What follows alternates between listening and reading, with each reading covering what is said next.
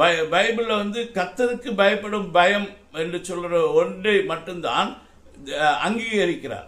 அது கர்த்தருக்கு பயப்படும் பயம் என்று சொல்வது தேவனுடைய வார்த்தையை கனம் பண்ணுவது, கர்த்தருக்கு பயந்து நடுங்கிறதல்ல. பிசாசு வேதவசனம் சொல்கிறது, பிசாசுகளும் தேவன் ஒன்றென்று விசுவாசிக்கின்றன, அவைகள் விசுவாசித்து நடுங்குகின்றன. ஸோ இந்த நடுக்கம் உள்ள கிறிஸ்தவர்கள் நிறைய பேர் இன்னைக்கு நம்ம கிறிஸ்தவர்கள் நடுக்கமுடையவர்களாக இருப்பாங்க. அவங்களுக்கு தேவனுடைய சன்னதி என்று சொன்னாலே ஒரு நடுக்கம் வந்துவிடும், ஒரு பயம் வந்துவிடும், ஒரு அழுகை வந்துவிடும். இதெல்லாமே சாத்தானிடத்தில் நம்ம பார்க்கலாம். அவங்க வந்து பயந்து நடுங்குவாங்க. அந்த நடுக்கம் அது வந்து எதுக்கு, அது அவன் பயப்படுறது அவன் ரெவரன்ஸில் அல்ல, அது கர்த்தருக்கு மரியாதையின் மித்தமாக பயப்படுகிறது அல்ல, மரியாதை கொடுப்பதல்ல, அவரை கனம் பண்ணுவதில்லை. அவன் சுத்தமா கர்த்தருடைய வார்த்தையை கேட்கவே மாட்டான். இந்த அரசாங்கம் இருக்குன்னு சொன்னா, போலீஸ்காரர்கள் இருந்த சொன்னா, போலீஸ்காரர்களை பார்த்தா நம்ம வந்து என்ன செய்ய வேண்டும்,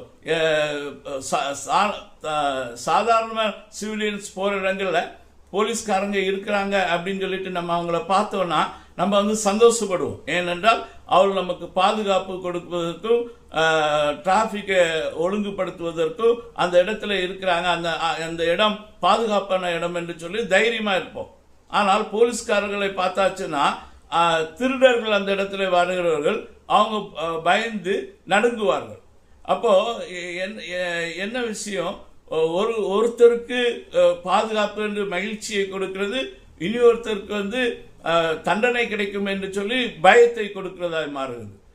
இப்படிதான் கடவுளிடத்தில் வருகிற போதும் மக்கள் பயப்படுகிறவர்கள். அதான் சொல்றது 1 யோவான் 4ஆம் அதிகாரத்தில் சொல்லுவார், பூர்ண பயம் பூர்ண அன்பு பயத்தை புறம்பைத்தள்ளும். அது அந்த பயம் அங்கே இருக்காது. அங்கு யோவான் இருந்தது போல, யோவான் வந்து சீசனா இந்த உலகத்தில் இருக்கும்போது அவன் வந்து இயேசுவின் மார்பிலே சாய்ந்து இருந்தான்.